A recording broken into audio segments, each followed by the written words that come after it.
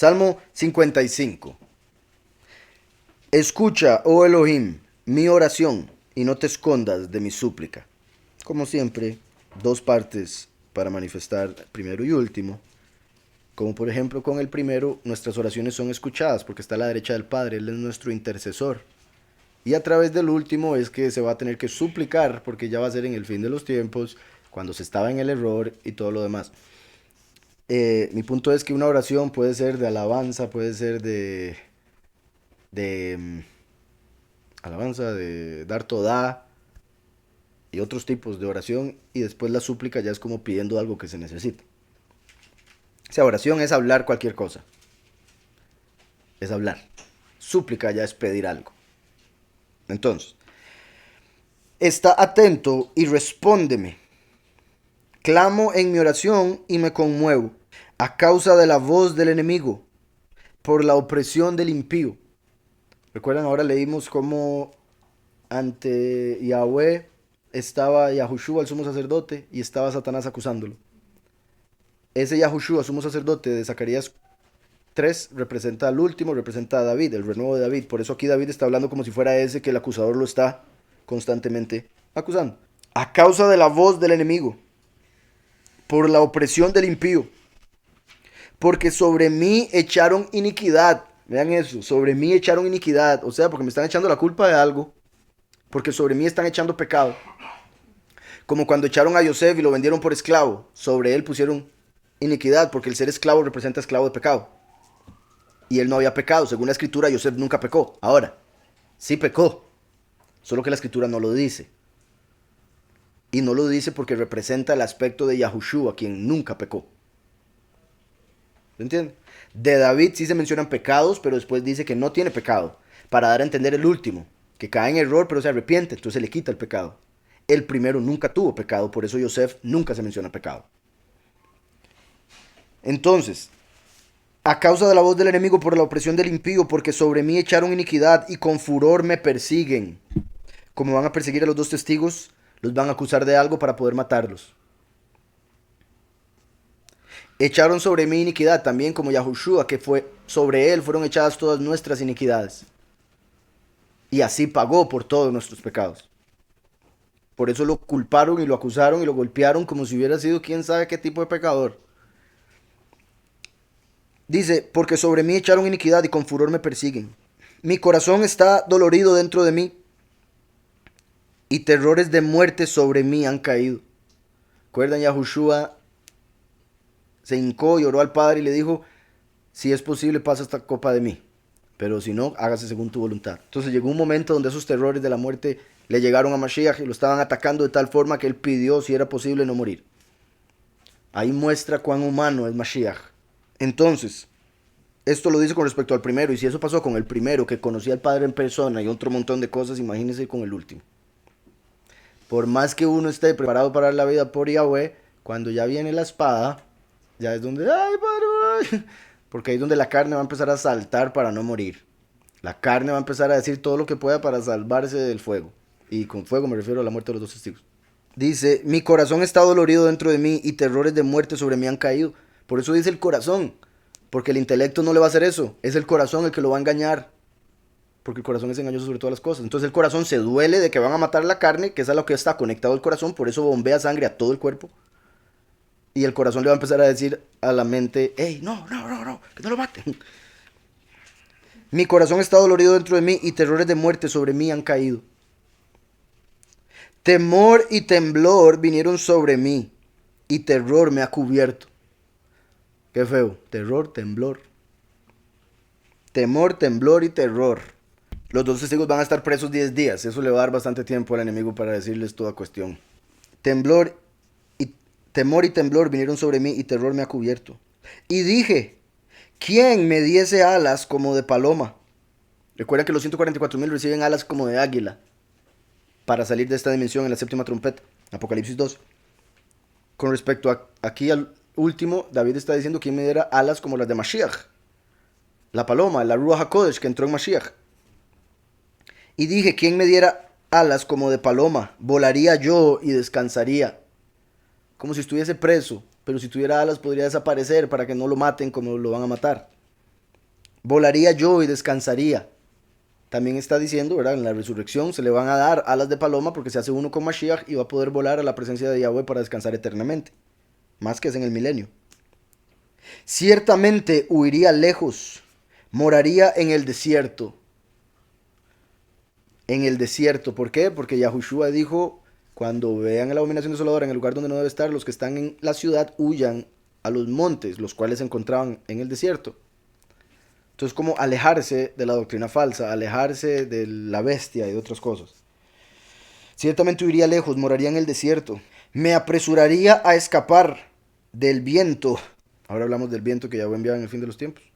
Y aquí menciona ese viento, pero se refiere a un viento tormentoso, ¿sí? O sea, apresurado. Curiosamente, la escritura dice que Satanás cae como rayo en un momento. Va a ser rápido. Mientras que los 2 testigos son 3 años y medio lo que predican. Es un proceso. Entonces dice, me apresuraría a escapar del viento borrascoso, de la tempestad. Recuerdan, Yahushua dijo, oren para que la huida no sea en tempestad. Y aquí al huir de este viento es básicamente huir del espíritu de error. Del espíritu igualmente del falso Mesías, pero no en el mismo caso de que adoran al sol, en este caso de tempestad. Destrúyelos, oh Adón. Confunde la lengua de ellos. Vean qué poderoso. Destrúyelos, oh Adón, confunde la lengua de ellos. Como en Babel, donde Yahweh confundió la lengua del mundo entero. ¿Por qué? Porque estaban construyendo una torre en rebelión contra Yahweh. Ahorita están construyendo un reino que se revela contra Yahweh. Entonces el último dice, cámbiales la lengua, que no se entiendan, confúndelos. Por eso están en la gran ramera de Babel, de la confusión, lo que quiere decir Babel. Destrúyelos, oh Adón, confunde la lengua de ellos, porque he visto violencia y rencilla en la ciudad. Solo guerra, solo pleito, solo contienda. Qué curioso que dice porque he visto. Porque eso es interesante. Recuerden en Génesis. Dice que los hombres empezaron a construir la torre. Y Yahweh descendió a ver qué era lo que estaban haciendo. Entonces decidió destruirlos. Confundirles la lengua y destruirlos. Entonces ahora dice, confunde su lengua porque yo he visto. Entonces ahora es el último que funciona como Yahweh descendiendo para ver qué es lo que hacen los hombres. Entonces Yahweh a través del último ve cómo actúan y ve que están construyendo el nuevo orden mundial como la Torre de Babel. Entonces el último, como David, le dice a Yahweh, confunde su lenguaje porque los vi. Veo lo que están haciendo, o sea, como testigo. Ve y testifica al Padre para que el Padre actúe y condene. Destrúyelos, oh Adón, confunde la lengua de ellos, porque he visto violencia y rencilla en la ciudad. Día y noche la rodean sobre sus muros, e iniquidad y trabajo hay en medio de ella. Iniquidad y trabajo, lo único que hacen es pecar y estar pensando en ver cómo hacen más plata. Lo único que hacen, iniquidad y trabajo. Trabajan para ir a pecar. En medio de ella.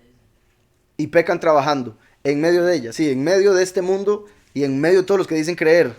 Lo único que se encuentra es iniquidad y trabajo. Y cuando se refiere a trabajo, no solo, como dije, trabajo para hacer dinero, sino también trabajo del enemigo, obras de mal. Día y noche la rodean sobre sus muros, e iniquidad y trabajo hay en medio de ella. Maldad hay en medio de ella, y el fraude y el engaño no se apartan de sus plazas. Los 2 testigos los matan y los dejan en la gran plaza. Por eso, el fraude y el engaño no se apartan de las plazas. El fraude y el engaño van a matar a los 2 testigos. Entonces, maldad hay en medio de ella y el fraude y el engaño no se apartan de sus plazas. Fraude y engaño, como cuando Mashiach entró al templo y dijo, es que ustedes hicieron la casa de mi padre, que era casa de oración, una cueva de ladrones, porque lo único que hacen es negocio. Y a través del negocio que hacen defraudan. Por eso ustedes han visto hoy en día es que todo lo que tiene que ver con negocios es un fraude. Todo lo que tiene que ver con trabajo del mundo, alguien está robándole a otro. Alguien se está quejando porque le roban y se quejan ante alguien que lo que hace es robarles más. Lo que hablamos ahora. Algunos de las protestas que van a hacer. Entonces,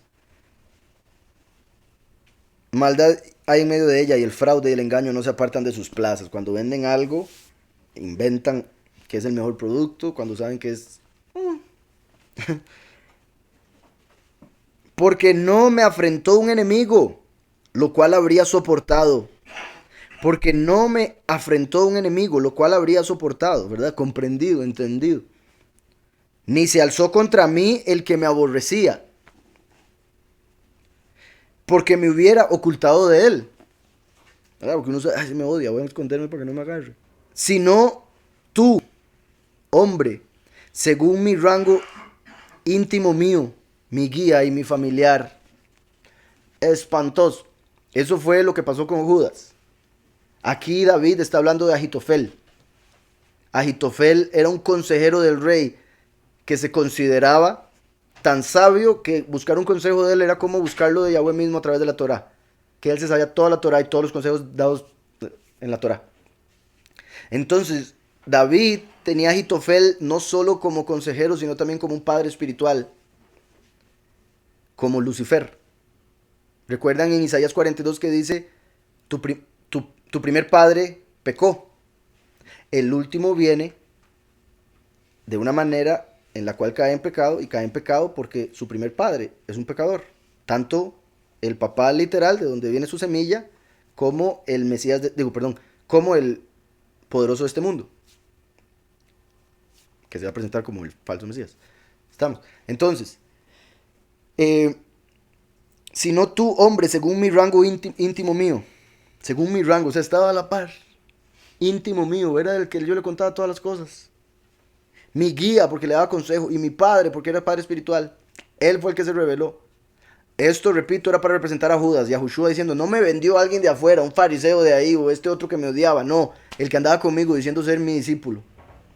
Ese fue el que decidió entregarme. Porque si hubiera sido el que me odia, lo hubiera entendido. Hubiera sido el otro que me andaba buscando, yo me escondo. Pero no, fue aquel con el que yo andaba. Qué duro. Entonces, si a Yahushua le pasó, ¿cómo uno espera salvarse de esa? En el sentido de que lo traicione a alguien que uno quiera, a alguien que uno considere amigo, familiar. Si a Yahushua le pasó, nosotros no estamos exentos de eso. Entonces Ahitofel se rebeló y se fue con el hijo de David, que se rebeló contra él y se volvió consejero del otro. Por eso representa a Lucifer, que rechazó a Mashiach, pero se va con el falso Mesías, el que se revela, que es Azazel. Entonces Lucifer se une con Azazel, como Ahitofel se unió con Absalón. Estamos. Para quitarle el reino a David. Por eso matan al último. El falso profeta como Ahitofel en este caso. ¿Estamos claros en eso? Espero. Entonces está hablando David de Ahitofel en el sentido literal, de Yahushua en un sentido profético y quizá del último, porque como dije, si le pasó al primero. Entonces, si no tú, hombre, según mi rango íntimo mío, mi guía y mi familiar, que juntos comunicábamos dulcemente los secretos, ¿verdad? Se sentaban a hablar no solo de sus propios secretos íntimos, sino también de los secretos de Yahweh, hablaban de Yahweh. Sorprendente, alguien que decía ser, que de repente se convierta en todo lo contrario, como el mismo Lucifer, es que eso es lo que representa a Lucifer, que representaba la pureza y de repente nos dimos cuenta que era todo lo contrario, vendió a Mashiach.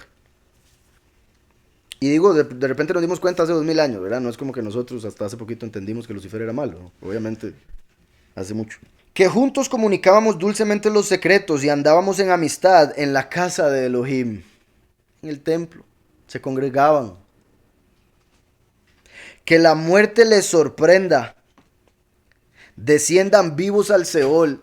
Oh, vean qué poderoso. Y la confirmación de lo que decía. ¿Quién les dije que representaba a Ahitofel ahora? El falso profeta, la segunda bestia, ¿verdad? Y el otro, el falso Mesías, que es Abadón, Azazel, que dice la escritura que es Azazel el que mata, bueno, es Abadón, el destructor, quien mata a los dos testigos. Pero después la escritura dice que el falso profeta, la segunda bestia, mata a los dos testigos. ¿Cómo es eso? Es porque Abadón entra en esta persona para matarlos. Entonces, como Ahitofel y el otro que se unen para ir en contra de el renuevo de David. Entonces vean qué perfecto que aquí David hizo alusión a eso. Bueno, ni siquiera alusión, habló directamente de eso. Que la muerte les sorprenda y desciendan vivos al Seol. Vamos un momento a Apocalipsis 19, verso 20. La bestia fue apresada y con ella el falso profeta que había hecho delante de ella las señales con las cuales había engañado a los que recibieron la marca de la bestia y habían adorado su imagen. Estos dos, como Ahitofel y Absalón, fueron lanzados vivos dentro de un lago de fuego que arde con azufre. Fueron lanzados vivos. Y aquí David está diciendo, lánzalos vivos. ¿A quiénes? A esos que se levantaron contra mí. La bestia y el falso profeta en este caso. Porque recuerden que la bestia primera recibe toda la autoridad de Lucifer. Hasta que se manifiesta el mismo ángel caído como Mashiach. Estos dos fueron lanzados vivos dentro de un lago de fuego que arde con azufre. Por eso aquí David dice, desciendan vivos al Seol, porque hay maldades en sus moradas, en medio de ellos. La doctrina falsa en la que viven. Absalom se quería ser el rey en lugar de David. Como dije ahora, lo conecté con Azazel porque es el espíritu que se va a manifestar como el falso Mesías y que da poder para matar a los dos testigos. Pero en el sentido carnal, ser humano, son la bestia y el falso profeta, que llegan vivos al Seol, al lago de fuego en este caso. ¿Sí quedó claro? Entonces por eso, Ahitofel y Absalom, en lo carnal, ser humano, serían falso profeta y líder mundial, segunda y primera bestia respectivamente. En el sentido espiritual, Ahitofel y Absalom serían Lucifer y Azazel. ¿Estamos? Entonces, desciendan vivos al Seol, porque hay maldades en sus moradas, en medio de ellos. En cuanto a mí, a Elohim clamaré. No a Jesús, no a Dios, no a Jehová, no a Baal. A Elohim. En cuanto a mí, a Elohim clamaré, y Yahweh me salvará. A Elohim clamaré y Yahweh me salvará. En este caso, obviamente no está hablando de un Elohim falso al que clama. Está hablando de Yahushua mismo, cuyo nombre sería llamado Emanuel, Elohim con nosotros. Por eso en Juan 1 dice, en el principio era la palabra y la palabra estaba con Elohim. Y la palabra era Elohim. Y la palabra tomó carne. Y su nombre es Yahushua. Entonces Yahushua es la palabra es el Elohim más alto, a través del cual Yahweh hizo toda la creación. Por eso el último, como David, clama a Yahushua, porque es el único intercesor para que Yahweh lo perdone. Entonces, en cuanto a mí, a Elohim clamaré, invocaré el nombre de Yahushua, Emanuel, y Yahweh me salvará. ¿Por qué? Porque Yahweh es salvación, es el nombre Yahushua, el de Emanuel. ¿Está claro? Entonces dice, clamaré a Elohim, clamaré a Emanuel, entonces Yahweh me salvará. Porque cuando yo confiese Yahushua, cuando yo confiese el nombre del Mesías, que es Yahweh me salva, entonces Yahweh me salva. Espero esté quedando claro. Todo aquel que invoque el nombre de Yahweh será salvo, dice Joel, y después por otro lado vemos, montones de partes del nombre del Padre y del Hijo en la frente de los que son salvos en el fin de los tiempos. En cuanto a mí, Elohim clamaré y Yahweh me salvará. Voy a ver Yahweh me salvará aquí. Ani el Elohim. Ekra va Yahweh. Ok. Ani el Elohim Akra. Entonces, yo a Elohim clamaré, llamaré. Y Yahweh me salvará. Yoshiani. Ve Yahweh Yoshiani. Y Yahweh me salvará a mí. Ahí pueden ver cómo está Yahweh, por ende Yahu, y está Shua en Yoshiani. Entonces el nombre del Mesías se puede encontrar ahí. Curiosamente, Ani el Elohim, el El de ir a, también se puede tomar como el El de Emanuel, porque se escribe igual. Dice entonces, verso 17, tarde y mañana y a mediodía oraré y clamaré, y él oirá mi voz. En la tarde, en la mañana y al mediodía, cualquier momento del día que clame a Yahweh me va a oír. ¿Por qué? Porque ya Yahushua está a su derecha como mi intercesor.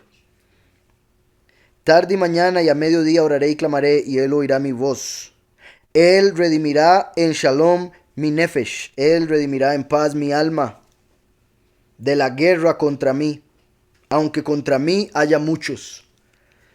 ¿Quiénes se van a rebelar en contra? Los muchos.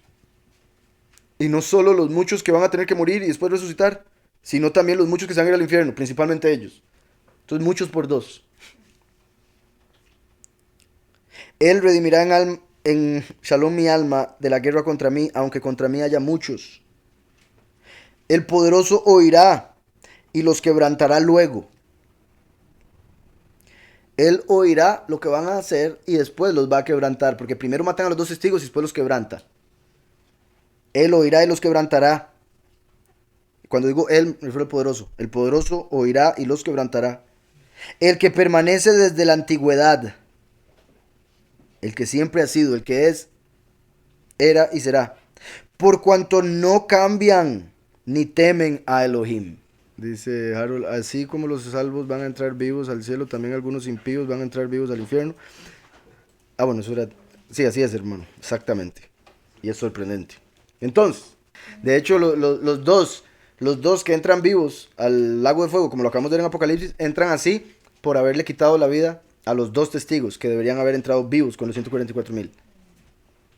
Entonces, ahora sigo aquí. Dice, poderoso oirá y los quebrantará luego, como en las plagas postreras. El que permanece desde la antigüedad, por cuanto no cambian ni temen a Elohim. No cambian, uno les dice, pero es que el nombre no es ese. Les vale, no lo cambian. Es que la Navidad está mal, les vale, no la cambian. Es que Baal es el Señor y Dios es Lucifer, Satán. No lo cambian. Porque nadie puede amar a dos soberanos, amar a uno y odiar al otro. Entonces, no lo cambian, no cambian la comodidad, como ya lo dije desde el principio ahora en Amós. No cambian. La escritura dice, en Malaquías, Yahweh dice, yo, Yahweh, no cambio. No cambio. Si Yahweh no cambia, una vez que nosotros llegamos a Él y estamos en Él, entonces nosotros no debemos cambiar, pero para el mal, ¿verdad? Ya no debemos cambiar a Yahweh por cualquier cochinada del mundo, ¿verdad? No cambiamos porque somos como Yahweh, que no cambia. Y en ese sentido de que continuamos purificándonos, buscando la perfección, mejorando, aprendiendo más, creciendo en fe, etcétera, etcétera, etcétera, hasta que ya seamos perfectos con el cuerpo nuevo. Pero ellos lo que hacen es, están en el error y no cambian el error por Yahweh. No cambian, no dejan de hacer lo malo, básicamente. ¿Sí me estoy explicando? Esto, bueno, sí, el 19 final me gustó mucho. El que permanece desde la antigüedad, el que era, el que es, el que ha de ser, por cuanto no cambian, ni temen a Elohim. Ese es el punto. No temen a Elohim y no cambian eso. Hay que ser bien impío. No temen a Elohim y Yahweh les quita la comida y aún así siguen en el error. Y digo les quita la comida porque el punto de quitarle la comida no es que sufra, es que le busquen a él por la comida. ¿Verdad? Como el niño que busca al papá para todo. Si el papá le da todo a ese niño se va a volver un malcriado. Es mejor que tenga que buscar al papá para todo y que el papá juzgue y administre bien lo que le da al hijo. Porque si le da todo, ese hijo se vuelve un impío. Un hijo, pero otras cosas. Entonces, ni temen a Elohim. De la gran ramera. Dice, extendió el inicuo sus manos contra los que estaban en Shalom, como los 144,000 que reciben de Mashiach, el Shalom que sobrepasa todo entendimiento. El inicuo le molesta eso, porque no lo logra entender, entonces va en contra del que tiene la paz, se la trata de quitar, y no para tenerla, sino para que la otra persona esté tan sufriendo como la persona que no tiene esa paz. Entonces, extendió el inicuo sus manos contra los que estaban en Shalom con él. Extendió el inicuo sus manos contra los que estaban en Shalom con él. Tras de eso, los inicuos se vuelven en contra de aquellos que tienen paz con ellos. Nosotros, Yahweh nos mandó a amar al enemigo. Eso nos da paz que sobrepasa tu entendimiento, entre otras cosas. Y ese enemigo se va a volver contra nosotros a pesar de que lo amamos, porque se nos ordenó. Extendió el inicuo sus manos contra los que estaban en Shalom con él. Violó su pacto.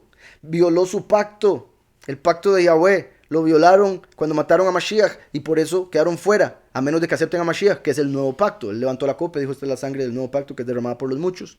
El último viene en Daniel 9 a confirmar ese pacto que él hizo. y confirma el pacto, dice Daniel 9:27, con los muchos. ¿Cuándo? Cuando los matan. Entonces, los que estaban en Shalom con él, extendió el inicuo sus manos contra los que estaban en Shalom con él, violó su pacto. Los dichos de su boca son más blandos que mantequilla. ¿Verdad? El inicuo. Los dichos de su boca son más blandos que mantequilla. Pura. Como habla, ¿verdad? De lison. Que son bien lisonjeros, como dice la escritura. Pura labia. Puro tono de voz. Y unas palabras X y unos ojos así. Y las manos así. Los hombros abajo. Toda una imagen. Toda una apariencia que las personas dan para verse los santos. ¿Verdad? Como santos y como un montón de cosas. Los dichos de su boca son más blandos que mantequilla, pero guerra hay en su corazón. ¿Verdad? Por eso hablan lo más bonito. Ay, amado, ven. Pero cuando uno llega y les dice la verdad de la escritura, aléjese, impío, hereje, blasfemo. Porque en su corazón en realidad tienen odio hacia uno. Por eso está escrito: y seréis odiados por todos por causa de mi nombre. Por todos, no por algunos, no por los musulmanes, por todos, por causa de mi nombre.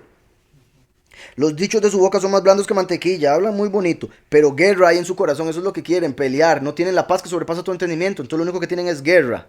Pero guerra hay en su corazón, suaviza sus palabras más que el aceite, mas ellas son espadas desnudas. Tratan de hablar como muy espirituales, como el aceite, pero en realidad son espadas desnudas. El espíritu es la espada de Yahweh, pero el espíritu verdadero. El espíritu que tienen ellos son espadas desnudas. No tienen la cobertura de la sangre del cordero, no tienen la cobertura de Yahweh a través de Mashiach. Y en sí se refiere a desenvainadas. Espadas ya listas para clavar, para hacer daño. Dice, echa sobre Yahweh tu carga. Vean qué perfecto. Yahushua tomó nuestra carga, la llevó y la colgó en madero. Echa sobre Yahweh tu carga, y él te sustentará. No dejará para siempre caído al justo. Bendito sea. El justo cae y se levanta. Y se levanta porque Yahweh le da la fuerza para levantarse. ¿Estamos? Entonces, Yahweh, por si algo, sí permite que el justo caiga. No está diciendo Yahweh no permite que el justo caiga. No.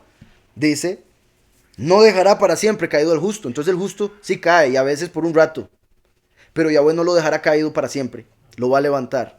Y en el sentido de Yahushua y del último, los matan, están caídos. Pero Yahweh no los va a dejar caídos, en 3 días los levanta. ¿Estamos? Echa sobre Yahweh tu carga y él te sustentará. Si uno ora a Yahweh y le dice lo que le falta, lo que necesita, lo que quiere, lo que le preocupa. Una vez que uno le dice a Yahweh, me preocupa tal cosa, ya debería dejar de preocuparse. Si se sigue preocupando, es porque no cree que Yahweh lo escuchó. Le hace falta fe. Ahora, claramente, uno después de orar, el enemigo va a volver a tratar de meterle preocupación. Eso es de fijo. Pero ahí es donde uno dice, no, yo ya oré. Ya oré. Eso ya está. Ya el Padre sabe. Y si es demasiada la lucha, pues ora otra vez y dice, ya, güey, ¿te acuerdas? Vieras el enemigo cómo me tiene. Cobre y cobre. ¿Sí me explico? Entonces, hay que saber, también como Pablo mismo, oró 3 veces para que Yahweh le quitara algo. Pero después de la tercera dijo, no, si no me lo ha quitado es porque no quiere, porque todas las veces he orado con fe. Envía sobre Yahweh Yehabeja, del Yehab, que quiere decir aquello que es dado, una porción o una carga. Solo aparece una vez en la escritura, en este verso, lo cual obviamente sería por algo. Pero viene de otra palabra que sí aparece varias veces en la escritura. El que acabo de mencionar es Yehab. Yehab. Este es Yahab. O sea, Yehab viene de Yahab. Y Yahab sí aparece varias veces. Es la otra que no. Y este lo traducen como algo que es dado, algo que es traído, algo que es otorgado o algo que es tomado.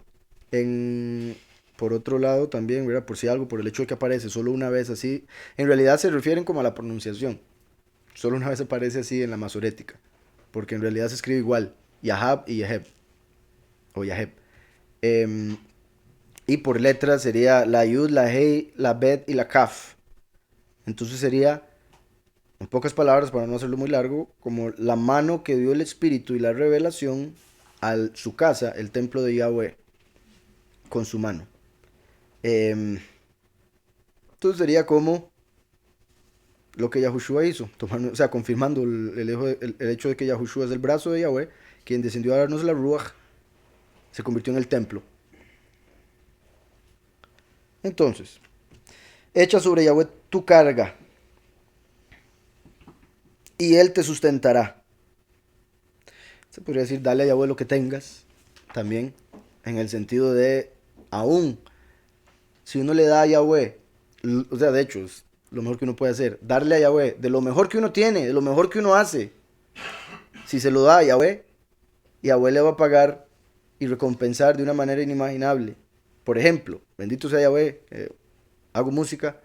Si yo hiciera música para el mundo me pagaría una cochinada, aunque sea millones de dólares, por cantar al mundo sexo, sexo, drogas, drogas, ¿verdad? Me darían millones de millones si lo cantara así. Eh, Más si la persona vende el alma y toda la cuestión. Pero decido usar la canción, usar el escribir, el hacer música y todo para Yahweh. Y Yahweh, fijo, me va a pagar mucho más de lo que me puede pagar el mundo. Aunque ahorita no parezca. En la otra vida, bendito Yahweh. Eso por un lado. Por otro, vamos a ver, dice, echa sobre Yahweh, sí, lo que tengas. Que repito, por un lado es la carga, sí, como lo que me está afectando, mi sufrimiento, mi preocupación, lo dejo sobre Yahweh, me despreocupo. Pero también todo lo que tengo se lo entrego a Él, porque hay que amarlo con todo el corazón, con toda el alma y con todas sus pertenencias, con todo lo que tengo. Entrégalo a Yahweh. Y Yahweh lo devuelve con creces. Si uno tiene algún talento, lo aplica para Yahweh y Yahweh le da otro talento, que también debería aplicarlo si quiere más. Entonces, echa sobre Yahweh tu carga y Él te sustentará. No dejará para siempre caído al justo. Por eso también está escrito, David dijo que ya estaba viejo y nunca vio un justo ni su descendencia mendigando pan. Entonces, si alguien anda mendigando pan, quiere decir que no ha seguido a Yahweh, que no ha seguido la verdad, que no ha sido justo o es descendiente de un impío. ¿Sí me explico? Porque el que verdaderamente sigue a Yahweh y busca justicia, nunca va a tener que andar pidiendo. Punto. Echa sobre Yahweh tu carga y Él te sustentará. No dejará para siempre caído al justo. Mas tú, oh Elohim, harás descender aquellos al pozo de perdición. Al pozo de perdición. Veatá Elohim, y tú Elohim, Torideim, tú Elohim harás descender aquellos al pozo de perdición. Harás que desciendan al pozo. Entonces, Torideim es, que descenderán, que viene como de Yarden. Y Yarden es descendiendo, por eso ahí Yahushua fue inmerso, porque representaba la muerte, los que descienden al Seol. Aquí está usando ese mismo verbo para referirse a cómo Elohim va a hacer que desciendan al pozo. Lebeor, Shahat, dice en Oshei Damim. Mas tú, Elohim, harás descender a aquellos al pozo de perdición. Los hombres, aquí perdición lo están poniendo como Shahat, que sería también como el pozo de abajo, el abismo. Sepultura. Ok, sí, el pozo de abajo entonces lo hacen como tumba, pero se refiere obviamente al Abadón. Estabas viendo a ver si salía así. Después dice hombres, dice sanguinarios, ¿verdad? Los hombres sanguinarios. Enoshei Damim, hombres que buscan dam, sangre. Y engañadores. Umirma, que también como rebeldes en cierta forma.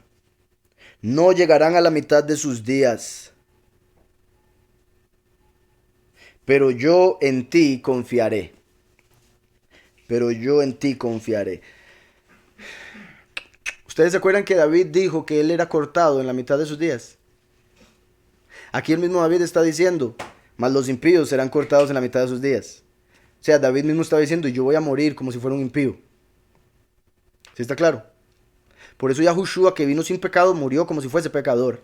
Y el último igual, pero tiene que ver con la edad en la que mueren, porque David dijo que la edad del hombre serían 70, a lo mucho 80. David murió a los 70, entonces no se cumplió con él. ¿Sí me explico? 35 es la mitad de 70, 40 es la mitad de 80. David murió a los 70, entonces él cumplió. Eso es para representar al primero y al último. David, la edad de 70, como el primero y el último. De 70 a 80 años. Los dos se unen para hacer una edad completa. Por eso ambos son cortados a la mitad de sus días. El primero es cortado a la mitad de sus días. El último es cortado a la mitad de sus días. Al unir los días del primero y el último se hace la vida de un justo. Entera. ¿Sí me explico? Ok. Entonces, por eso aquí dice que los impíos mueren a la mitad de sus días. Quiere decir eso, que una persona, y abuele, digamos, dice, va a morir en el año 2025. Pero por pecador murió en los 90. ¿Sí me explico? Y abuelo le había determinado una fecha en la que se iba de este mundo, pero por pecar tanto y ser tan negativo para la sociedad, y abuelo tiene que cortar antes, porque si no, tiene que cortar otro montón de gente más por culpa de él. Entonces, por eso los impíos se van antes de tiempo para la tumba. Y vuelvo y repito, estas mismas palabras se mencionan con David, eso es interesante, porque eso quiere decir que al último lo van a matar como si fuera un impío, igual que estos, y quiere decir que lo cortan a la mitad de sus días. Tiene que ser entre 35 y 40. Es lo lógico, por lo que dice la escritura. Y lo estoy diciendo porque ahora estaba pensando en eso y creo que Yahweh me lo está confirmando con esto, es una posibilidad. Lo vamos a ver el Shabbat, mira qué poderoso. El Shabbat lo vamos a ver, espero puedan llegar. Porque en el Deuteronomio 24, que es el que nos toca leer, se menciona lo de los 40 azotes. Inmediatamente después de mencionar los 40 azotes, se dice que no puede pasar de 40. Y se menciona, no le pongas bozal al becerro. Y el becerro es el último. Y según la interpretación de Rashi, uno de los ejemplos de a quien había que azotar 40 veces era aquel que no cumplía el mandamiento del becerro. Entonces, por varias cosas que dice el capítulo, parece indicar que al último lo matan antitos de cumplir, o sea, a los 40. No puede pasar a los 41. Es una posibilidad, repito, por lo que veo en la escritura, parece ser, y me parece muy interesante. Lo estaba pensando ahora y creo que esto lo confirma. Mas tú, Elohim, harás descender a aquellos al pozo de perdición. Los hombres sanguinarios y engañadores no llegarán a la mitad de sus días, pero yo en ti confiaré. No llegarán a la mitad de sus días. En este tiempo final un montón de gente va a morir joven, porque no va a pasar después de la gran tribulación.